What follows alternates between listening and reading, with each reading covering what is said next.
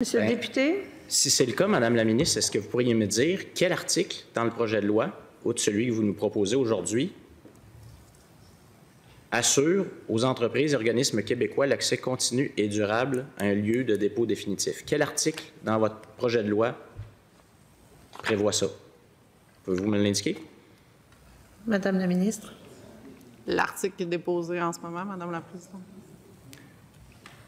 Madame la ministre, ça, c'est un article qui n'impose aucune obligation à personne. Il indique que l'objet du projet de loi, soi-disant, que vous nous indiquez aujourd'hui, pour la première fois, c'est ça. Où sont les obligations, où sont les dispositions dans le projet de loi qui garantissent un accès continu et durable à un lieu de dépôt définitif? Parce qu'un projet de loi, il faut que ça impose des obligations si ça veut atteindre ces résultats. Où dans le projet de loi, on prévoit ça? Madame la ministre. Je vais répéter ce que j'ai dit aux collègues du Parti libéral. Première opposition, on va avoir des conditions qui vont être indiquées dans le bail de location, dans le décret également qui sera pris par la suite au dépôt, mais il faut d'abord être propriétaire du terrain. Merci. Monsieur le député. Madame la ministre, vous nous proposez un amendement aujourd'hui qui dit « Voici ce que je veux faire avec le projet de loi. » Je vous demande où dans le projet de loi il fait ça, ce que vous dites qu'il devrait faire. Où dans le projet de loi, on dit qu'on va garantir un accès continu et durable à un lieu de dépôt définitif des matières dangereuses. Parce que si c'est ça votre intention et qu'il n'y a rien dans le projet de loi qui le dit, vous n'atteignez pas vos objectifs et ce projet de loi est inutile. Où dans le projet de loi est-ce qu'on assure aux entreprises et organismes québécois l'accès continu et durable à un lieu de dépôt définitif de matières dangereuses? Où? Je vous demande de me nommer un endroit dans le projet de loi où on prévoit ça. Madame la ministre. Madame la Présidente, c'est tout le projet de loi qui prévoit les mesures qui vont permettre d'atteindre cet objectif-là. L'étape 1, c'est de devenir propriétaire et c'est ce qu'on va faire avec suite à l'adoption de la loi. Monsieur le député, ça va? Bien. Non, la réponse de la ministre ne fonctionne pas, Madame la Présidente. On nous dit que c'est tout le projet de loi qui prévoit ça. Un projet de loi, ça s'analyse article par article et il faut qu'il y ait des dispositions qui prévoient, qui obligent ce qu'on veut atteindre comme objectif. J'ai vu plein d'articles dans ce projet de loi-là qui prévoient l'expropriation d'un terrain puis qui prévoient, qui vous donnent plein de pouvoirs de donner plein de privilèges à une compagnie privée, mais je n'ai vu nulle part les mots que vous mentionnez dans l'objectif. Je vais parler du fond du projet de loi 93 qui est devant nous aujourd'hui, mais avant d'aller là, j'aimerais qu'on se rappelle comment on s'est rendu ici à 2h26 du matin à discuter de ce projet de loi. Parce que la forme, la manière dont on arrive ici, c'est aussi une illustration de ce qu'il y a dans ce projet de loi, qui est un très mauvais projet de loi. Nous sommes ici sous bâillon. Sous bâillon, ça veut dire qu'on a suspendu les règles habituelles du parlementarisme québécois pour adopter de force un projet de loi présenté par le gouvernement de la CAQ. Et tout ceci, nous le faisons à la demande d'une compagnie américaine. Alors que le premier ministre du Québec se tenait ici, il n'y a pas si longtemps, en train de dire qu'il faut se tenir debout face aux Américains dans une époque d'agression commerciale, la première chose qu'il trouve à faire, c'est de mettre l'Assemblée nationale à genoux devant une compagnie américaine, dont on comprend qu'elle a demandé à notre premier ministre d'agir comme ça. Une compagnie privée américaine voit notre premier ministre et le résultat, c'est qu'on suspend les règles habituelles de notre démocratie pour donner à cette compagnie ce qu'elle veut. J'ai besoin d'un terrain, la Ville ne veut pas, la MRC ne veut pas, la communauté métropolitaine ne veut pas, la communauté métropolitaine ne veut pas, le BAP ne veut pas, personne n'est d'accord, mais la compagnie américaine, elle, c'est ça qu'elle veut. Elle ne veut pas l'autre terrain, pas loin, parce que ça coûterait trop cher. de l'aménager pour enfouir des déchets dangereux. Je veux ce terrain-là et je demande au gouvernement du Québec de me le donner et vite. On nous a plaidé l'urgence aujourd'hui. Le bureau d'audience publique, les vrais spécialistes ont dit qu'on pouvait, jusqu'à 2030 dans le lieu actuel et jusqu'à 2040 dans le lieu proposé par la Ville, continuer à enfouir des déchets. Avez-vous calculé, ça fait dans combien d'années, ça, Madame la Présidente? Et on est ici réunis en urgence pour parler de ce projet de loi. C'est scandaleux. J'ai honte, comme député, Madame la Présidente, de savoir qu'on a mis le phare de notre démocratie québécoise à genoux devant une compagnie américaine.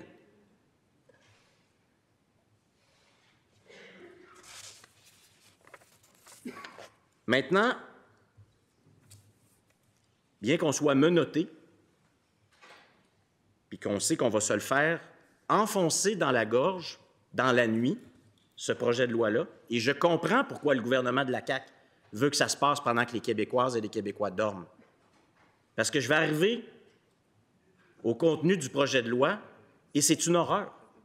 Juridiquement, ce projet de loi est une horreur. Je comprends qu'on préfère l'enfoncer dans la gorge des Québécoises et des Québécois pendant qu'ils dorment.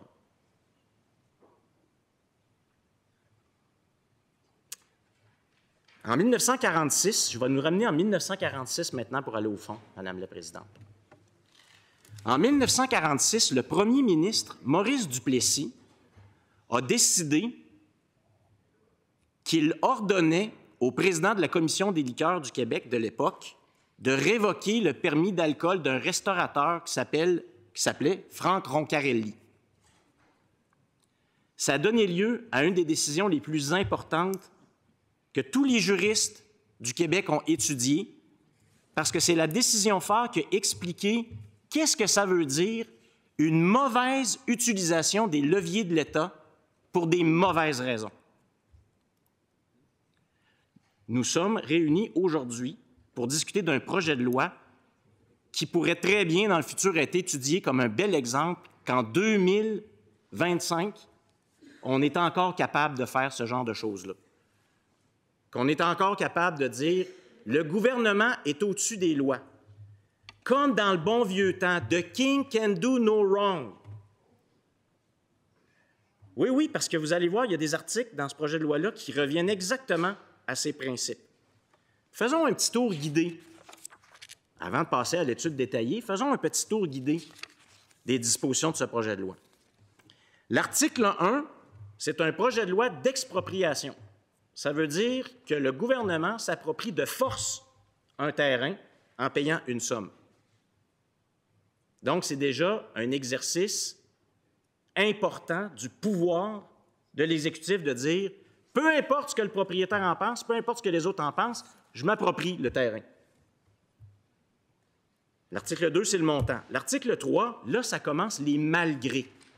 Vous regarderez combien de fois les articles commencent par malgré. Malgré, ça veut dire qu'on écarte l'application normale des lois du Québec. Ça commence bien à l'article 3. La ministre des Ressources naturelles et des Forêts nous propose déjà de dire « j'écarte la loi sur le ministère des Ressources naturelles et de la Faune, j'écarte la loi sur les terres du domaine de l'État, j'écarte les règlements pris en vertu de ces deux lois-là, et je m'octroie le pouvoir discrétionnaire de déterminer dans quelles conditions j'estime justifié d'octroyer des droits immobiliers pour exploiter un lieu servant au dépôt définitif de matières issues d'un traitement de stabilisation et de solidification de matières dangereuses résiduelles. J'écarte les lois du Québec pour m'octroyer un pouvoir discrétionnaire. L'article 4, on continue.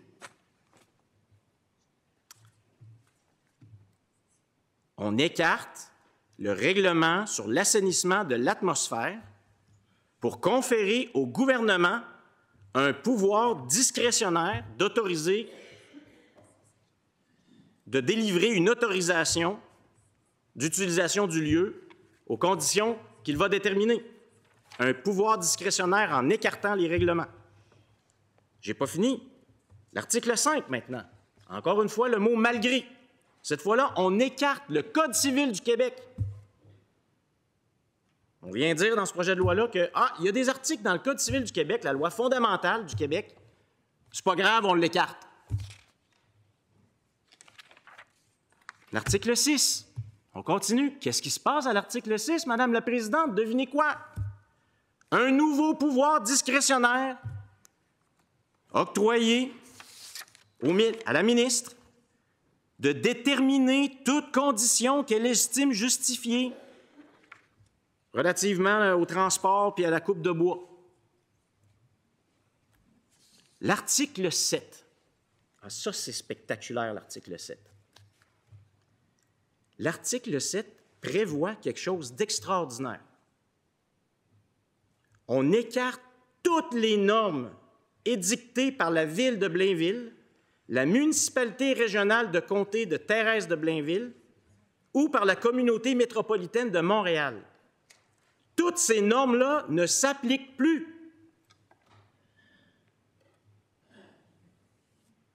En raison d'un projet de loi adopté sous bâillon au milieu de la nuit à la demande d'une compagnie américaine.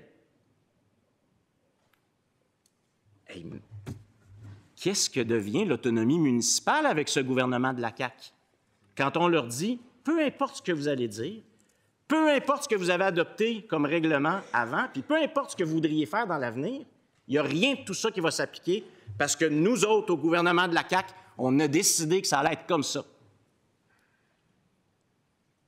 De la part d'un gouvernement qui a plein de députés dans les régions du Québec, on ne les a pas beaucoup entendus, ces députés-là, notamment les députés de la région concernée. Les premières victimes du bâillon du gouvernement de la CAQ, hein? Alors, cet article-là est quand même assez extraordinaire. Donc, on écarte toutes les normes municipales, régionales et métropolitaines. On continue. L'article 8. Devinez qu'est-ce qui se passe dans l'article 8. On octroie au gouvernement un nouveau pouvoir discrétionnaire de décider à sa guise. Et on dit que ce qu'il va décider, donc, de modifier toutes les normes particulières ou conditions, restrictions ou interdictions régissant la gestion post-fermeture du lieu de dépôt définitif. Ah oui, on décide comme on veut. Et les décisions qui vont être prises en vertu de cet article-là vont prévaloir sur toute disposition inconciliable d'une loi, d'un règlement ou d'un décret. Tout le corpus législatif et réglementaire du Québec, par magie, ça ne s'applique plus parce que la ministre va avoir pris une décision. Et attendez, avant de faire ces recommandations au gouvernement pour déterminer ces normes-là de manière discrétionnaire, savez-vous qui va devoir entendre la ministre? Qui elle va devoir écouter? Troisième alinéa, avant de recommander au gouvernement, elle va accorder au titulaire de l'autorisation un délai d'au moins 15 jours pour présenter ses observations écrites. Fait que la ministre va aller voir Stablex. Elle va dire, Stablex, qu'est-ce que vous pensez de ça, vous? Parce que là, il faudrait que j'aille faire ma recommandation au gouvernement pour que le gouvernement exerce son pouvoir discrétionnaire. Son pouvoir discrétionnaire qui va être plus important que toutes les lois du Québec. C'est pas extraordinaire, ça? On se demande pourquoi ça se passe au milieu de la nuit. L'article 9, je n'ai pas fini. J'aimerais ça vous dire que c'est fini, mais non. Article 9, qu'est-ce qui se passe? On écarte encore le Code civil du Québec, la loi principale du Québec. Relativement au transfert de l'immeuble, malgré tout ce que dit le Code civil, ça va être opposable. Tout le monde a accepté ça. Qu'est-ce qui se passe à l'article 10? Un autre article qui commence par le mot « malgré ». On écarte encore une fois la loi sur le ministère des Ressources naturelles et de la faune. La ministre dit « Moi, ma loi, ce n'est pas important. Encore une fois, je vais faire d'autres choses. » Ah! Et là, comme avocat, j'arrive à mes 2 articles favoris. Je suis ironique, Madame la Présidente. Les articles 11 et 12. L'article 11 vise à protéger Stablex de toute poursuite judiciaire. Extraordinaire. Là, aujourd'hui, on décide que notre démocratie, là, le pouvoir législatif, on le bâillonne parce qu'il y a une compagnie américaine qui nous a demandé quelque chose, fait qu'on va lui donner son terrain. Fait qu'on écarte le pouvoir législatif, puis là, après ça, on va dire, le judiciaire, non, non, non, vous ne viendrez pas toucher à ça, vous non plus. On vous écarte les tribunaux. Vous ne pouvez pas regarder ça, ce qu'on a fait avec le projet de loi 93. Donc, le titulaire de l'autorisation, ses préposés, ses mandataires ne peuvent, jusqu'au 15 avril 2025, être poursuivis en justice ni visés par une injonction ou une autre mesure provisionnelle pour tout acte accompli conformément à l'autorisation, etc., etc. Ça, c'est vraiment des clauses qui sortent complètement de l'ordinaire. C'est des clauses qu'on ne veut pas voir en droit. C'est exceptionnel. C'est une mauvaise chose. C'est ça qu'on apprend en droit. On ne veut pas ça dans une démocratie. On ne veut pas ça dans un État de droit. Ah, puis là, le dernier alinéa de cet article-là, encore une fois, malgré toute disposition contraire, on écarte encore le droit québécois. Aucune indemnité, compensation ou réparation à titre de dommages-intérêts de la part de l'État pour tout ce qui va s'être passé. Ça nous amène à l'article 12. Là, c'est le gouvernement qui se protège. Je comprends qu'il veuille se protéger. Aucune poursuite contre le gouvernement. Les tribunaux ne viendront pas jouer dans nos affaires, nous autres. On n'aime pas ça la critique, puis hey, on n'aime pas ça être revisé par des juges. C'est là qu'on revient à la bonne vieille méthode d'il y a 100 ans, « The king can do no wrong », comme dans le temps de la royauté. Donc, aucun pourvoi en contrôle judiciaire prévu par le Code de procédure civile, là, c'est le Code de procédure civile qu'on écarte, ne peut être exercé, ni aucune injonction accordée ou aucune autre mesure provisionnelle prise contre le gouvernement, l'un de ses ministres ou une personne, qu'elle soit non fonctionnaire de l'État, etc., etc. Puis là, on dit, si jamais quelqu'un s'essaye, mettons que la Ville là, voudrait faire respecter ses droits, mettons qu'un citoyen voudrait dire, c'est insupportable, c'est inacceptable ce qui se passe, et c'est le cas, bien, si vous allez devant un tribunal, puis qu'il y a un tribunal qui se lève debout, il y a un tribunal qui se lève debout, oh, un juge de la Cour d'appel peut, sur demande du gouvernement, annuler sommairement une décision, une ordonnance ou une injonction rendue ou prononcée à l'encontre du présent article. Madame la Présidente, le gouvernement de la CAQ a sorti la bombe nucléaire juridique. Je le dis, c'est une monstruosité juridique, ce projet de loi. C'est indigne de notre démocratie. Des professeurs de droit vont étudier ce projet de loi-là comme ils étudient l'arrêt Roncarelli contre Duplessis. C'est ça qui va se passer. Puis ce qui est extraordinaire, c'est que je vois du monde qui rigole actuellement et qui trouve ça bien drôle. Quand on joue avec les règles de notre État de droit, il n'y a rien de drôle là-dedans. Il n'y a absolument rien de drôle. On va procéder à l'étude article par article. On va être là, mais j'espère que la ministre va entendre raison. J'espère que les députés qui sont ici présents vont entendre raison. Il n'est pas trop tard pour faire la bonne chose. Ce projet de loi-là mérite d'être mis aux oubliettes. Il y a d'autres solutions. Depuis le début, il y avait d'autres solutions. Quand on sort une telle quincaillerie juridique, la bombe nucléaire juridique qu'on ne me fasse pas croire qu'on n'était pas capable de s'asseoir avec la Ville, de s'asseoir avec la MRC, avec la communauté métropolitaine, avec tous les acteurs, puis de trouver une autre solution. Parce qu'il y en avait du temps, puis il y en avait d'autres solutions. Plutôt que de faire un projet de loi complaisant envers une compagnie américaine qui donne des pouvoirs extraordinaires et inacceptables au gouvernement, qui écarte le droit et qui, par ailleurs, attendez, ne donne aucune obligation à Stablix. Ah, attendez, là, on pourrait le faire le tour de l'autre bord du projet de loi. Attendez. Article 1, des obligations pour Stablix, non. Article 2, non. Article 3, non. Quelle obligation? Article 4, non. Article 5, non. 6, non. 7, non. 8, 9, 10, 11, 12, non, rien. Un projet de loi unilatéral en faveur de la compagnie. Inacceptable, on ne laissera pas passer ça. Merci, Madame la Présidente.